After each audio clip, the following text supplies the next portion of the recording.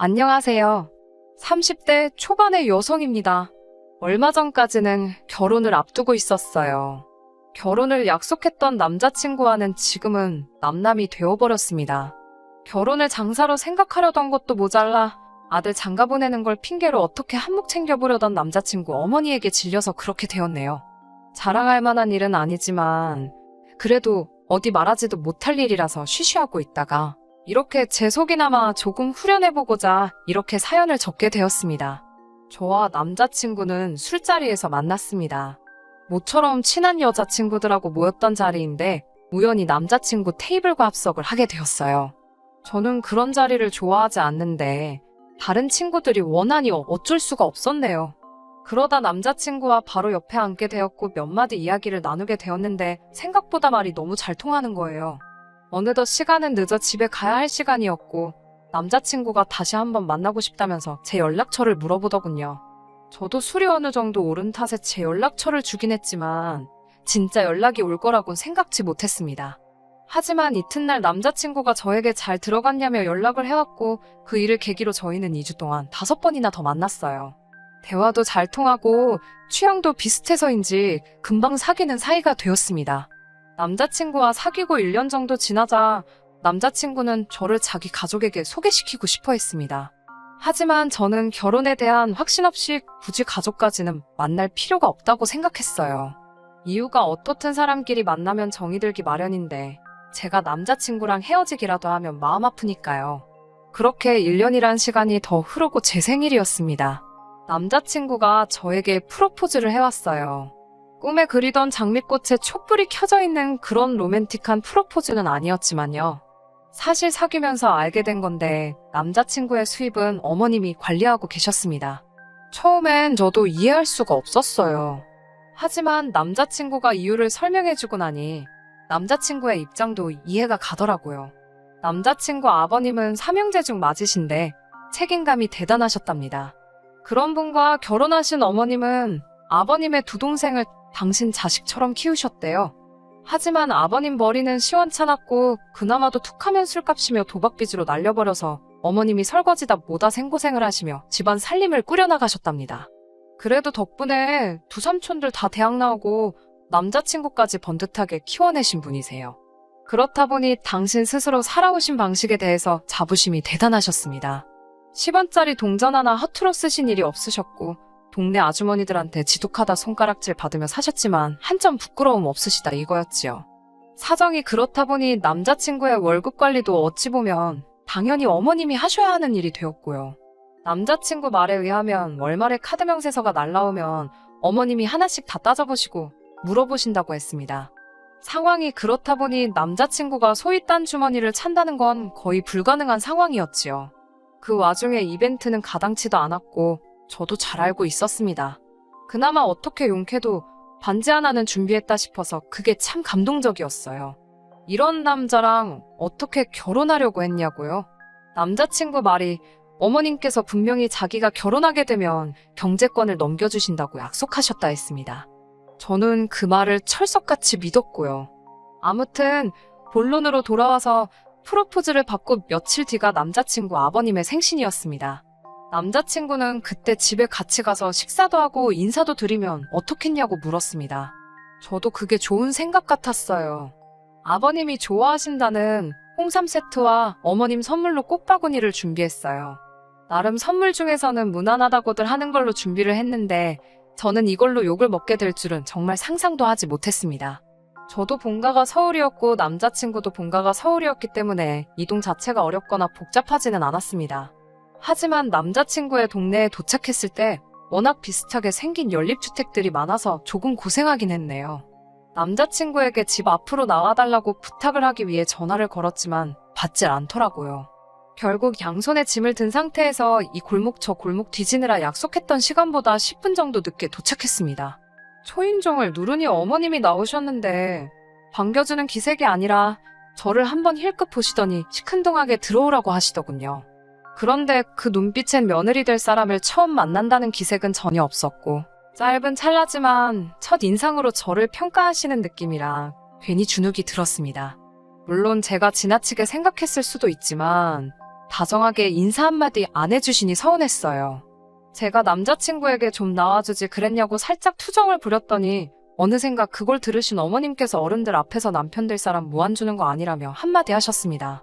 저도 모르게 죄송하단 소리가 입에서 튀어나왔어요. 시부모님께 드릴 선물을 들고 있는 두 손이 민망하여 일단 것을 한쪽에 내려놓으니 어머님께서 이쪽으로 가져오라 하셨습니다. 아버님 선물을 보시더니 얼마 줬냐고 물으시더군요. 정확히 얼마짜리라고 말씀드리는 것도 좀 웃긴 것 같아서 잘 모르겠다고 둘러댔습니다. 그러자 당신 핸드폰을 꺼내서는 검색을 해보시더라고요.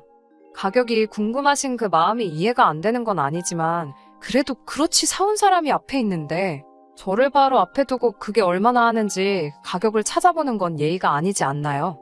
저도 물건 살 때 최저가 확인하고 사긴 하지만 선물 받은 걸 굳이 찾아보고 하진 않거든요. 특히나 당사자 앞에서 그건 실례잖아요. 제가 사간 홍삼이 10만 원이 조금 넘는 제품이었는데 어머님께서는 저더러 너는 돈을 쓸 때 무슨 기준으로 쓰냐며 물어보시더군요. 무슨 뜻인지 잘 모르겠어서 그게 무슨 말씀이시냐고 물어봤더니 인터넷에 홍삼이라고 검색하면 얼마나 많은 제품이 나오는 줄 아냐입니다.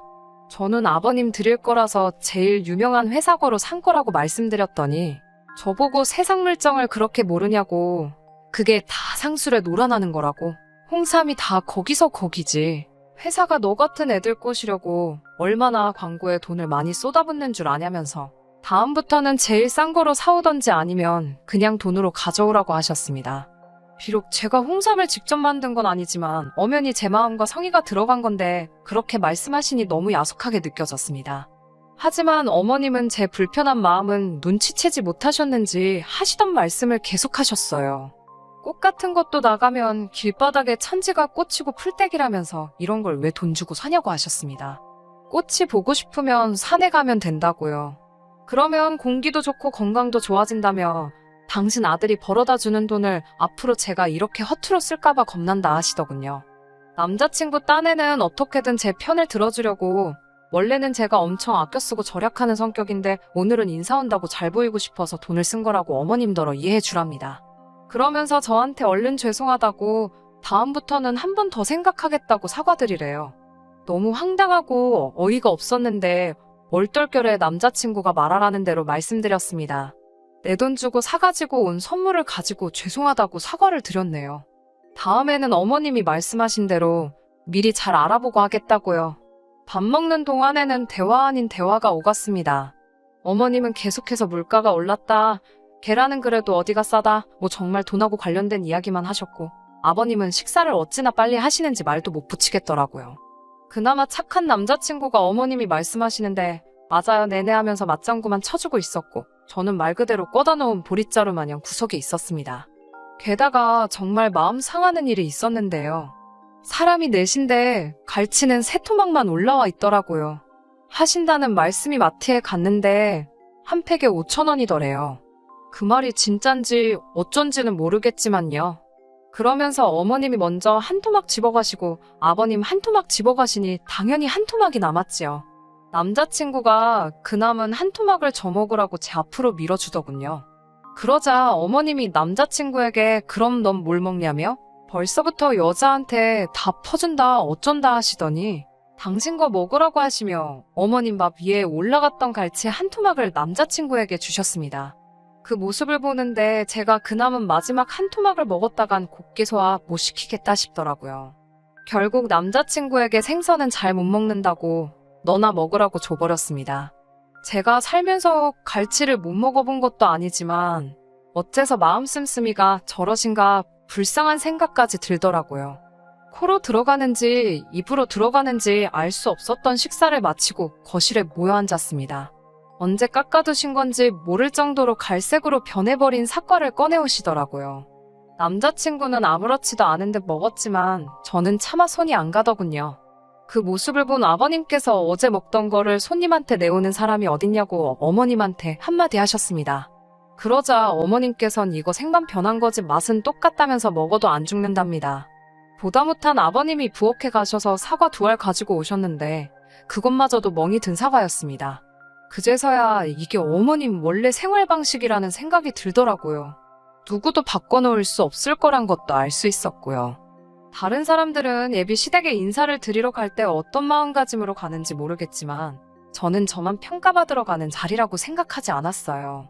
예비 시부모님도 당신들의 기준을 가지고 저를 평가하시겠지만 저도 제 나름의 기준으로 그분들이 어떤 분들인지 파악하러 가는 자리라고 생각했습니다. 그런 의미에서 오늘 만난 남자친구의 부모님은 어려운 분들이셨어요. 그나마 아버님은 어머님의 기세에 눌려서 그렇지 별나신 분은 아니신 것 같았어요. 문제는 어머님이셨지요. 사간 선물 가격 따지시는 것도 그렇고 음식 가지고 야박하게 구시는 것도 그렇고 별거 아닌 것 같으면서도 괜히 신경 쓰이더라고요. 결혼 전부터도 이 모양인데 결혼하고 난 뒤에는 제가 어떤 대접을 받게 될지 안 봐도 눈에 선하더라고요. 고민 끝에 어머니께 말씀드렸습니다. 참고로 저희 어머니는 주변 사람들에게 퍼주는 걸 워낙 좋아하시는 분이세요. 맛있는 음식이 있으면 친구분들 집에 직접 가져다 주시고 시골에서 할머니가 상추나 호박 같은 거 보내주시면 이웃들하고 나눠 드시고요. 연말에는 복지관에 케이크도 몇 개씩 사다가 보내시는 그런 분이십니다. 어머니께서는 오늘 있었던 일을 들으시곤 크게 충격을 받으신 눈치였어요. 절대로 저희 어머니처럼 사는 게 옳고 남자친구 어머님처럼 사는 게 그르다는 건 아니에요. 평생을 남으로 지내온 집안인데 각자 살아온 방법이 있을 테고 그 방법에 정석이라거나 우선순위가 있다고 생각하지는 않습니다. 하지만 저희 집이나 남자친구 집안의 분위기가 서로 판이하게 다르다는 건 사실이었잖아요. 저희 어머니께서도 곰곰이 생각하시다가 저에게 아무래도 이 결혼을 하게 되면 제가 마음고생을 많이 하게 될 것 같은데 그래도 하고 싶냐고 물으셨습니다.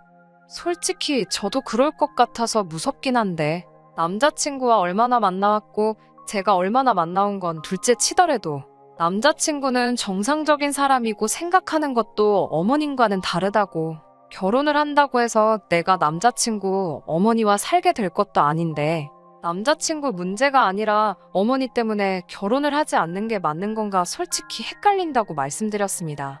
그러자 어머니께서 그럼 상견례부터 먼저 진행해 보는 게 어떻겠냐고 엄마 대 엄마로 만나보고 서로 조율할 수 있는 게 있다면 다시 이야기해보는 게 방법이 아니겠냐며 저를 달래주셨습니다.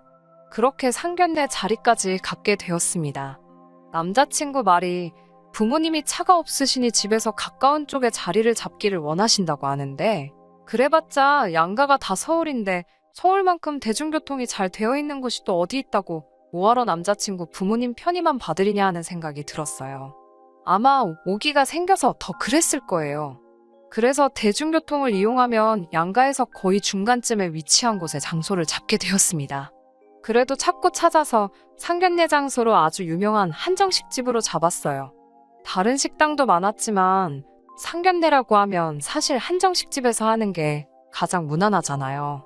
그런데 남자친구 어머님께서는 메뉴를 보시더니 혼잣말처럼 집에서 맨날 해먹는 게 한식인데 뭐하러 이 먼 곳까지 나와서 이 비싼 돈을 주고 쌀밥을 또 사 먹느냐며 중얼거리시더군요.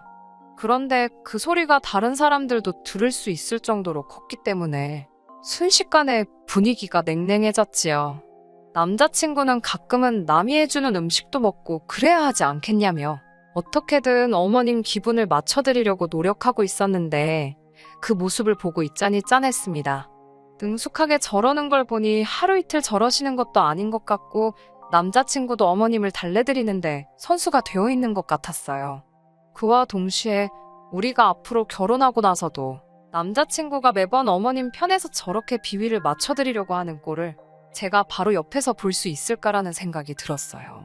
어른들끼리 가벼운 인사를 나누면서 조금 분위기가 누그러지는 듯 했습니다. 어머님께서 먼저 남자친구에 대해 이야기를 꺼내셨어요. 당신 아들이지만 참 착하고 순하다고요. 졸업하자마자 번듯한 회사에 취직해서 지금 승진도 2번이나 했고 담배도 안 핀답니다. 요새 이런 남자가 어딨냐면서 당신이 처녀였으면 결혼해달라고 목을 맸을 거랍니다. 저희 어머니께서도 질세라 제 자랑을 하셨습니다. 곱게 키워서 좋은 대학 졸업시켰더니 바로 대기업까지 들어가서 부모 어깨에 힘들어가게 해줬다고요.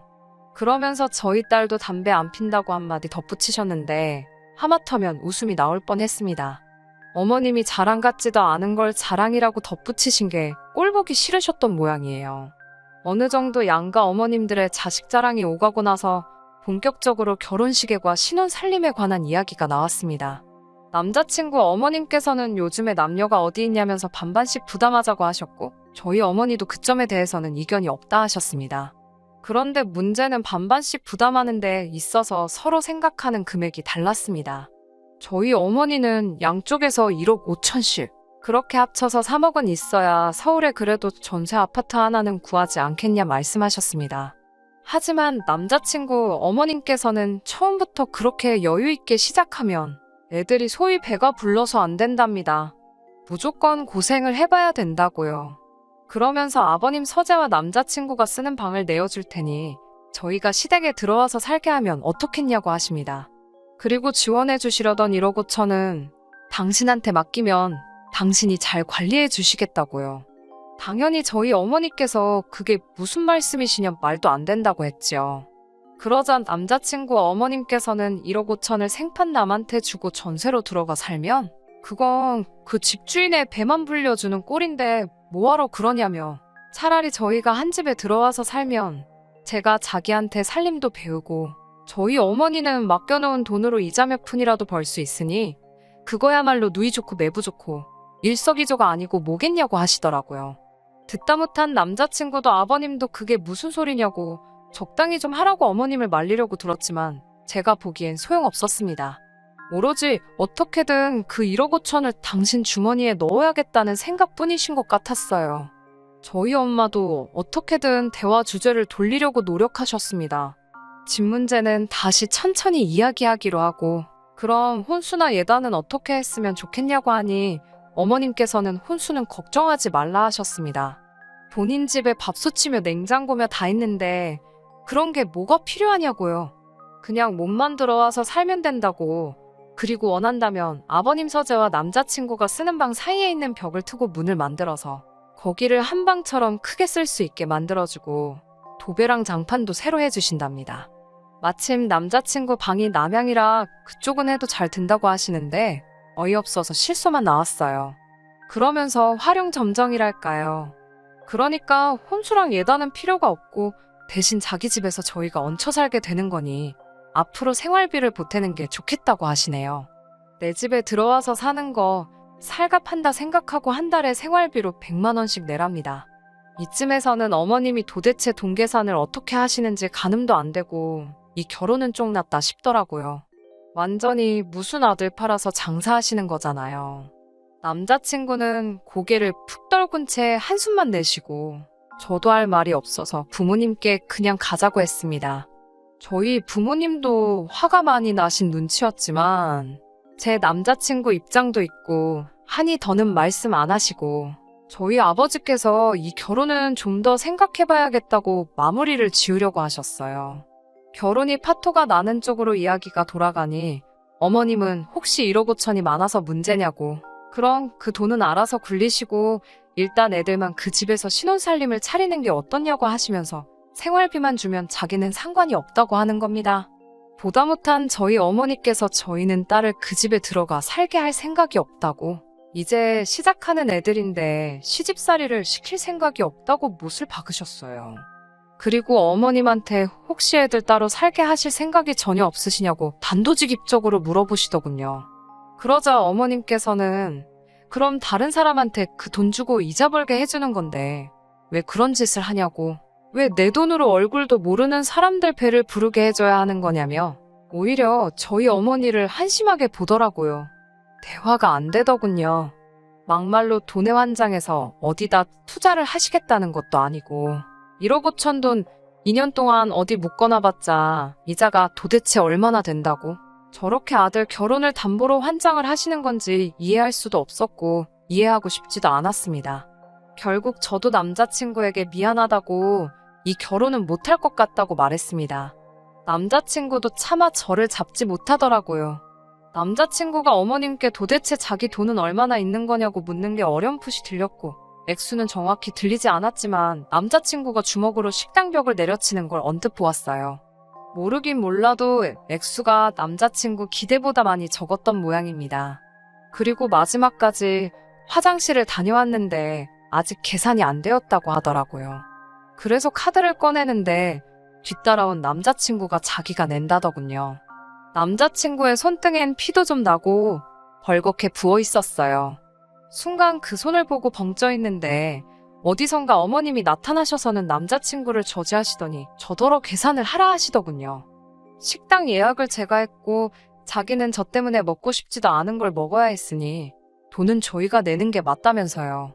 남자친구가 어머님을 향해 도대체 왜 그러시냐며 소리를 질러댔고 저희는 식당 직원 앞에서 너무 쪽팔려서 죽는 줄 알았습니다. 그리고 며칠 동안 남자친구로부터 연락이 없었습니다. 저도 어떻게 도와줄 수 있는 일이 아니라서 먼저 연락하지 못했습니다. 결혼은 현실이라잖아요. 결국 한참이 지나서야 남자친구한테 연락이 오긴 왔네요. 자기가 정말 미안하고 사과를 해왔습니다. 다시 시작하자는 말을 하면 어쩌나 했는데 다행스럽게 그런 말을 꺼내진 않더라고요. 그날 어머님하고 무슨 말을 했길래 그렇게 화가 나 있던 거냐 물어봤더니 여지껏 남자친구 돈을 관리해준다며 가져가셨던 돈이 얼마인지 물었는데 그 돈이 4천만 원밖에 없다고 하시더래요. 남자친구의 계산이면 1억 5천까지는 턱없이 부족해도 여태까지 보내드린 돈이면 1억 근처까지는 갔을 거라고 확신을 했었다고 합니다. 그런데 막상 물어보니 남자친구의 예상보다 반도 안 되는 터무니없는 금액이었던 거예요. 그동안 관리해주신다고 가져가신 돈은 다 어쩌시고 그거밖에 없냐고 물어봤더니 어머님은 무슨 소리를 하는 거냐며 그 돈은 다 남자친구가 가져다 쓴 거 아니냐고 우기시더래요. 그런데 정작 그 돈을 어떻게 관리하셨는지 뭐 내역서고 뭐고 하나도 없으니 시시비비를 가릴 수도 없고 남자친구도 답답해 죽을 노릇이랍니다. 대신 이번 사건을 계기로 남자친구는 가족하고 연을 끊었다고 하네요. 남아있는 4천만 원도 도로 다 가져왔다고 하고요. 미련이 남은 건 아니지만 혹시나 자기가 돈을 많이 모아서 다시 한번 제 앞에 설 수 있는 상황이 되면 그때 자기를 다시 만나줄 수 있냐고 물어보더라고요. 안쓰럽게 말하는 남자친구 모습에 마음이 아프긴 했지만 제가 어떻게 해줄 수 없는 일이라는 건 누구보다 잘 알고 있었어요. 당장 지금은 연을 끊었다고 할지는 몰라도 부모님과 어떻게 무자르듯 연을 그렇게 쉽게 끊어버리겠어요? 그래서 그냥 앞으로 서로 좋은 사람을 만날 수 있게 기도하자고 했어요. 남자친구도 저보다 좋은 사람을 만날 것이고 저도 남자친구보다 더 좋은 사람을 만날 수 있도록 말이에요. 남자친구도 제 말이 무슨 뜻인지 알았는지 더 길게 이야기하지는 않더라고요. 당분간은 그저 아무 일도 없었던 것처럼 지내고 앞으로 있을 새로운 인연을 준비해보려고 합니다. 끝까지 들어주셔서 감사합니다. 오늘의 사연은 여기까지입니다. 구독과 좋아요, 알람 설정 부탁드리고 더 좋은 사연으로 다시 찾아뵙겠습니다. 감사합니다.